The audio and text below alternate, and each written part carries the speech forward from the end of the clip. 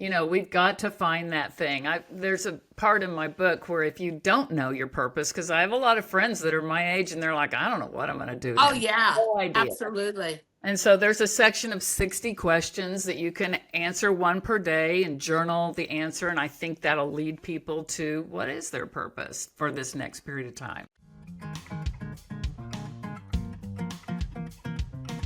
Hi, everyone. This is Diane Gilman, formerly known as the Queen of Jeans on QVC HSN, but now the proud host of Too Young to Be Old, title of my second book. Today we have a really fascinating guest, Alison McCune, who's written a book called 60 is a Good Start. What it's really about is blooming as a female later in life and being in charge of it all. If you want to see how that happens and her foundational philosophy, you've got to join us for this episode. See you then. Hi, everybody. This is Diane Gilman, formerly known as the Queen of Jeans on QVC HSN, but now the proud host of Too Young to Be Old, my podcast named after my second book. Everything on this podcast is about aging better, healthier, more productively. And we have got an incredible guest today. Alison McCune is the author of 60 is a Good Start. And coincidentally, my whole career restarted itself and ignited at the age of 60 with the middle-aged gene, DG2. Love So I that. thought, what a perfect match here. Alison, welcome. And I want to really just get into it. You are a traditional naturopath, and you are also a purveyor of longevity principles Yes. for women in the second half of their life. I don't know about you, but I fight ageism all the time. And I'm about to hit a real gateway birthday, 80. And I'll tell you what, it's like walking the path alone. Wow. It's unbelievable. There's no principles, there's no rules, there's no guidance, there's no road signs. You are very, very welcome here, and you're all about creating a better longevity-oriented lifestyle. So tell us what that means. So I'm 64 now. When I turned 60, I kind of freaked out. I was kind of like, oh my gosh, I'm 10 years from 70, 20 years from 80. What am I doing with my life? Am I doing the thing I was supposed to do? Am I doing what I was born to do? What is my purpose? Yeah. I had gotten to this just restless state. And I have 5 kids, so I'm not totally an empty nest, but almost. It was just like life changed. And I really believe, and I've read this, that 60 is a real transformative time for women because they've come out of maybe raising all their kids or a big career, or both. I don't know, that restless thing. It could happen 50 to 70, whatever. So I kind of went on this little 7-month odyssey of figuring out what am I doing with my life, because I knew I've been fascinated with longevity forever. Whenever I'm around people that are like 90, 100, I'm like, what do you think your secret is? Different people say different things. The blue zones, fascinating. That's where all the centenarians are in the various 5 different places in the world where there's large conglomerations of centenarians. And that's fascinating to me. What are the lifestyle habits that they all kind of had in common, although there were differences? That whole longevity thing was fascinating. I knew I needed something that was going to excite me when I woke up in the morning.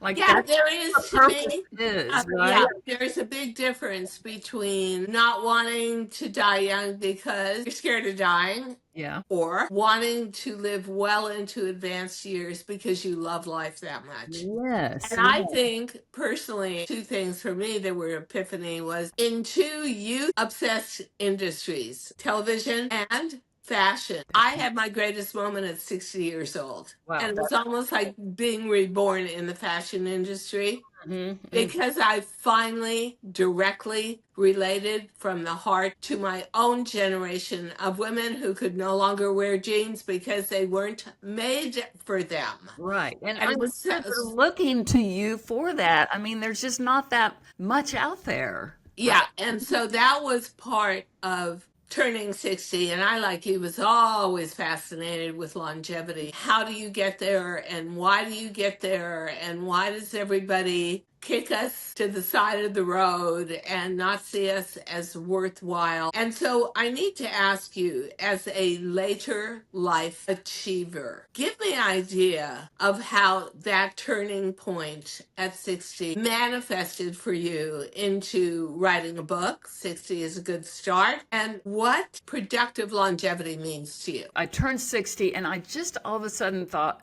I thought I'm going to have to say yes to some short-term things I think that pop up in my life. Like I'm going to have to be real observant of the signs because I am seeking what is that thing for me that's going to like take me into the next decade. Yeah. So I got into a group that was all about having a misogi, which is a Japanese word for a life-changing event. This guy was like, I want you to have a misogi every year. So what is that going to be? It could be, I'm going to hike up this mountain. It could be, I'm going to lose this weight. I'm going to repair this relationship. I'm going to write a book. Whatever. Just figure out each year, what's that one thing going to be?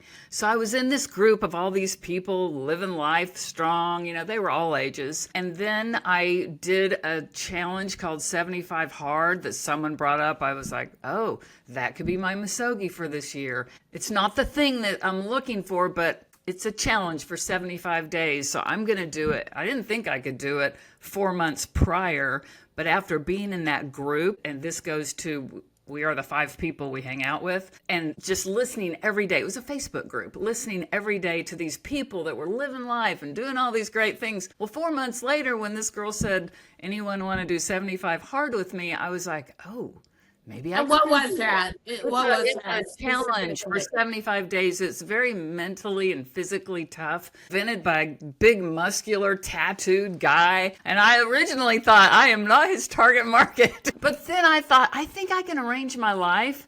And you kind of can design it, but you're doing just a couple of different workouts, eating a clean diet, drinking a gallon of water. I mean, it was pretty hard every single day. If you missed one thing, you started over. It was intense. And I was like, I just turned 60. This could be my misogi. So for those 2 reasons, I was really motivated. Then I was also doing a mastermind with women, again, all ages, of just sort of, what are you doing with your life? We were just asking those deep questions. I find that honestly, the one thing I would say about hitting 60 and beyond, you can't kick the can down the road that much further anymore. You actually, and especially at 80, Yeah. I think the one thing that all the younger people I work around, the one huge difference is I take time with a lot more preciousness, a lot more urgency, and they kind of want to like, let it go. Well, you Well, may we think we're have, bulletproof when we're young, right? but we also know that we have the luxury Yeah. of time. Yes. So Right. how do you think that 75 Hard and the challenges you've gone through have built the framework of your philosophy? I mean, I loved that it was this challenge with an end point to it, because I feel like I'm solving the problem of inconsistency for people. When I wrote this book, it leads to a 60-day dare, which is different from that. This is geared toward women in the second half of life. It is looking at the longevity lifestyle habits between the blue zones, the huge Harvard studies with hundreds of thousands of women, like over 200,000 women. The Harvard study. The third one was a book called Radical Remission on Cancer, and even longevity with cancer and alternative treatments. And cancer radical remission meant radical. It wasn't supposed to be a good outcome, but it was. All of these lifestyle habits all kind of say the same thing. And I put them into the 3 pillars of body work, meaning the physical. What are you eating? What are you drinking? How are you sleeping? How are you moving your body? How are you deep breathing? The mental, I call brain work. So body work, brain work, which is the mental, emotional, and spiritual side of your life. And world work, which is your purpose and your relationships. All of those fit into those 3 pillars. Wow. So this leads to the 60-day dare. There's a planner you can get with the book, and there's a program online. You would design yours. I would like you to pick one thing from each of those categories to focus on for 60 days. There's an end point, okay? Of But course. 60 days is the minimum to change a habit. It may take up to 8 months. And this is from Dr. Caroline Leaf, the neuroscientist. Probably heard of her.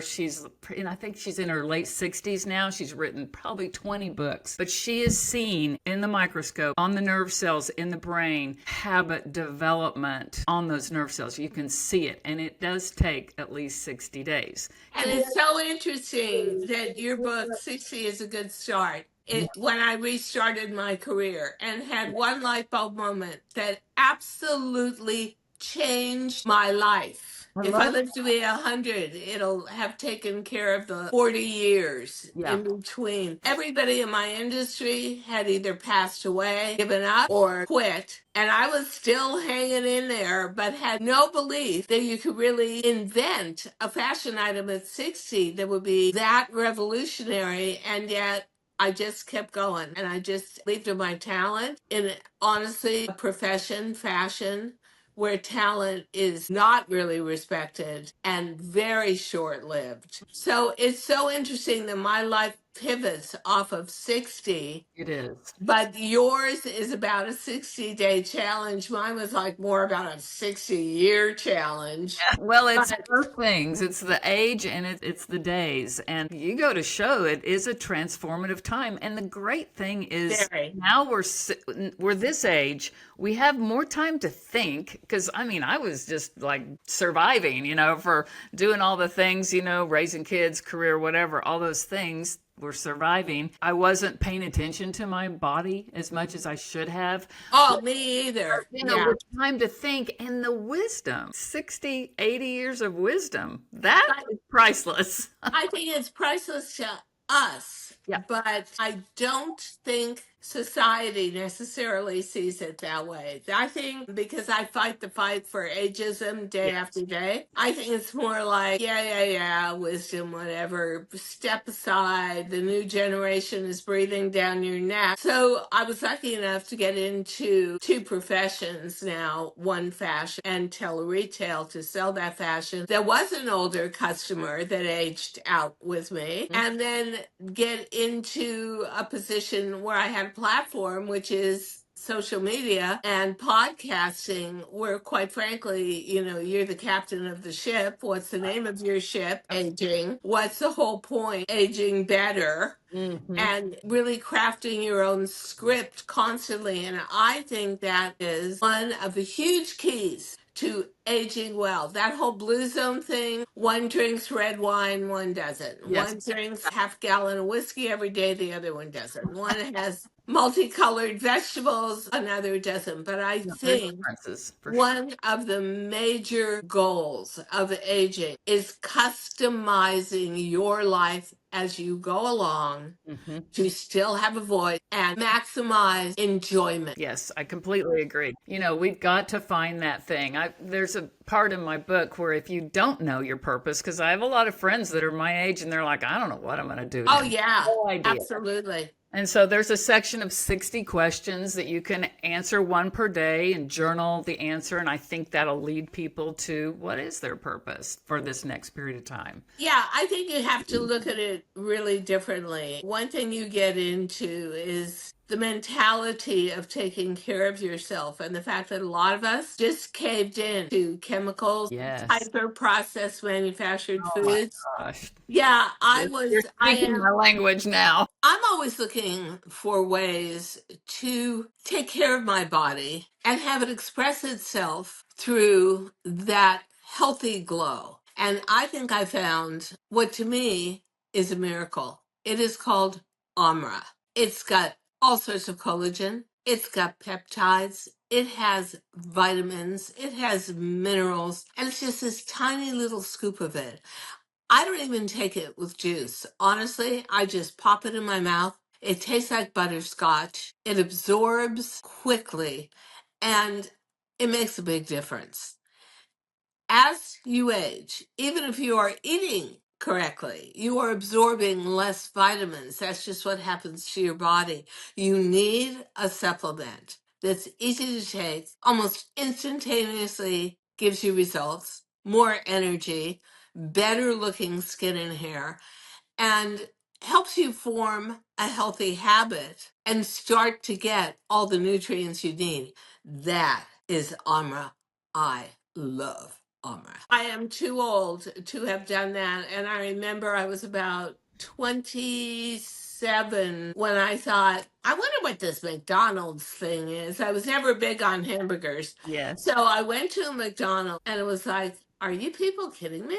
Like, this stuff tastes like cardboard. I'm not eating this. And plus it's fattening and greasy and I don't know. Uh-huh. And so I sort of bypassed the whole hyper processed food thing until KFC really took a, oh God.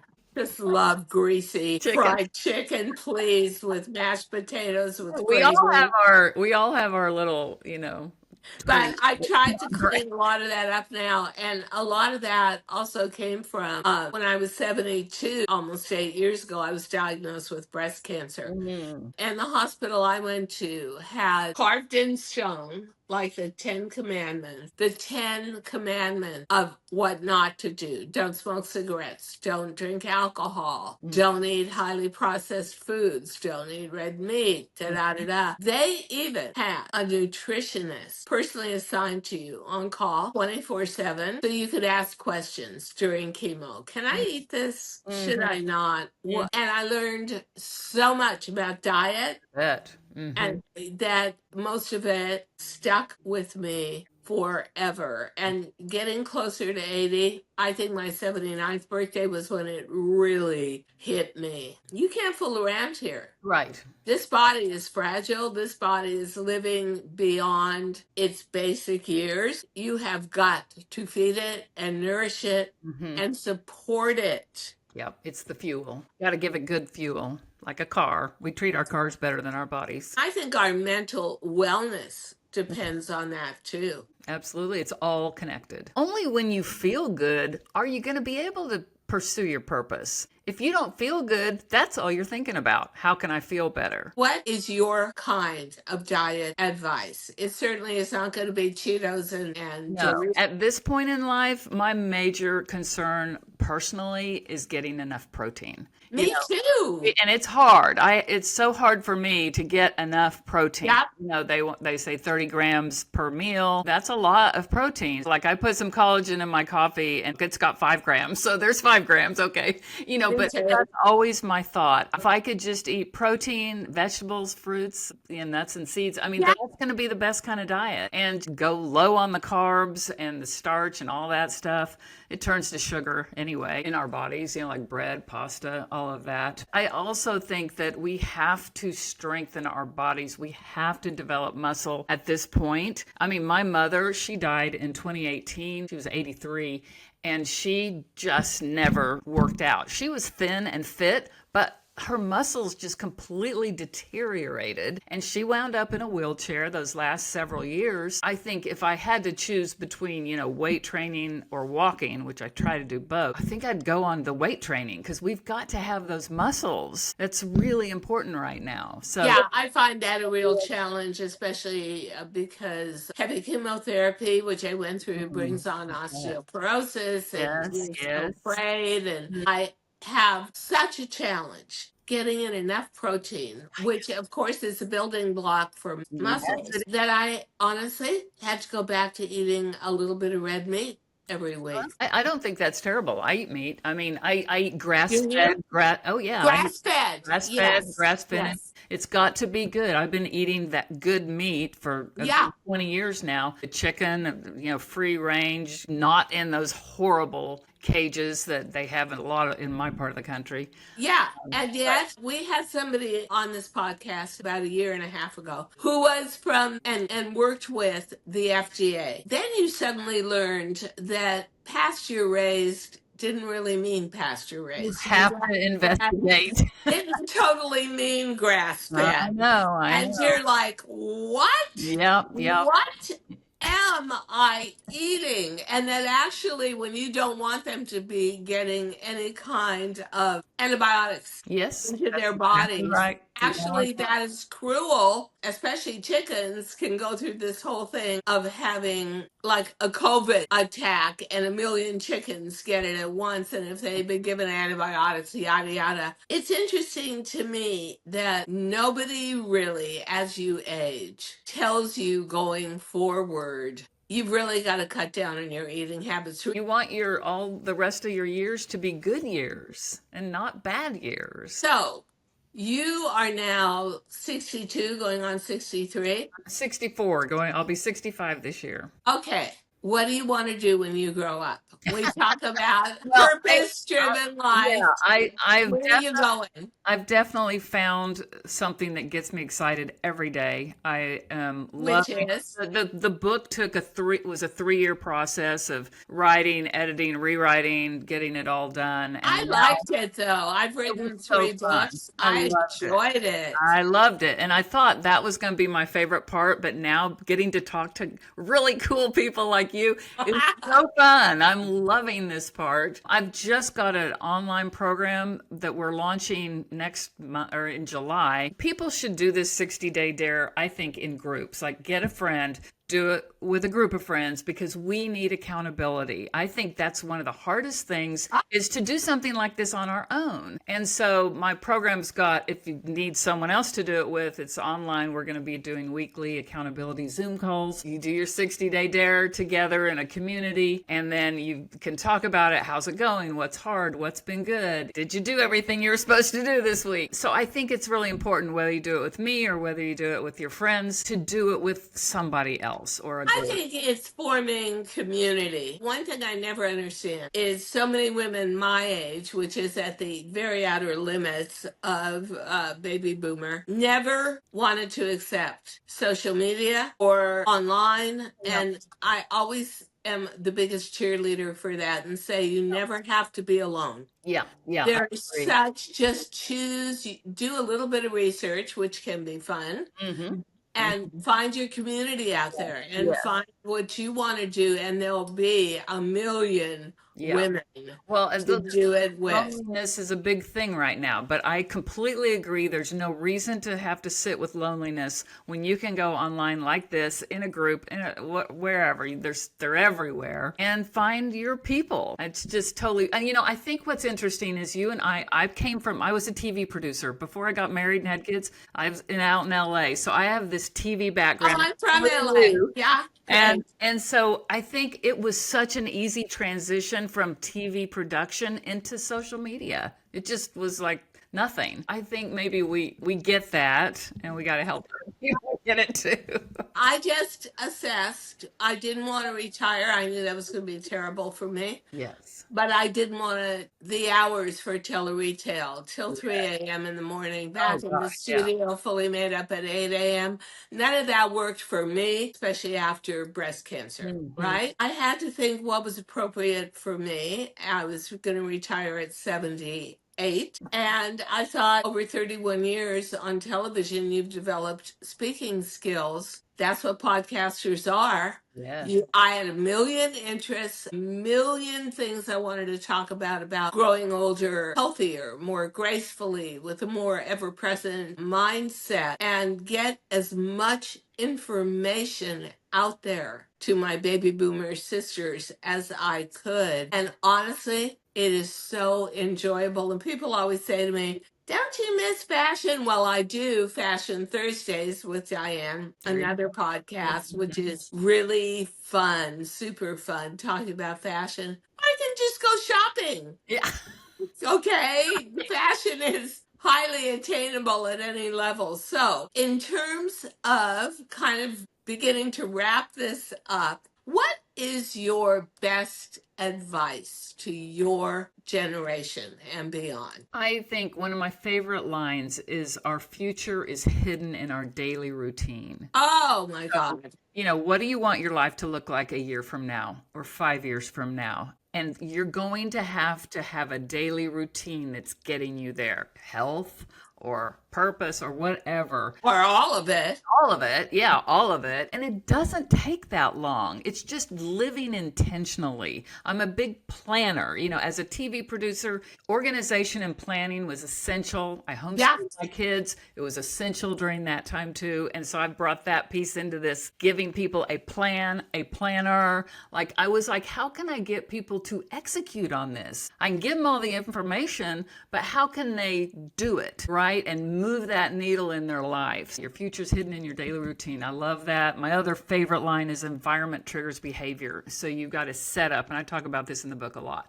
You got to set up your environment to trigger the behavior you want. It means put the fruit and vegetables in the glass bowls at eye level in your fridge. It means have your water bottles ready to grab each day. Fill them up the night before if you have to. Have your tennis shoes sitting in your vision. When you wake up, you see them instead of hidden in the closet, and you go, oh, okay, I just have to put the shoes on. Once you put the shoes on, I always say, just lace up your shoes.